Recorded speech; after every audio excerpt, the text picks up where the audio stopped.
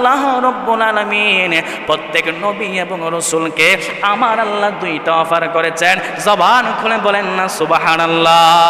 হিবা ডাক দিয়া কই ইয়া রাসূলুল্লাহ, নবী গো, ও মায়ের নবী, আমার আল্লাহ কোন দুইটা অফার করেছেন?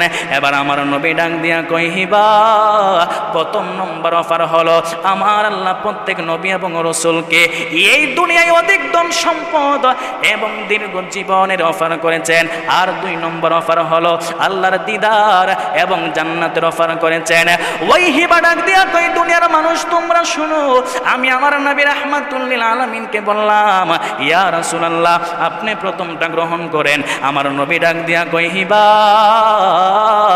না না না, আমি প্রথমটা গ্রহণ করব না, আমি নবী রাহমাতুল লিল আলামিন আমি দ্বিতীয়টা গ্রহণ করলাম। জবান খুলে বলেন না সুবহানাল্লাহ।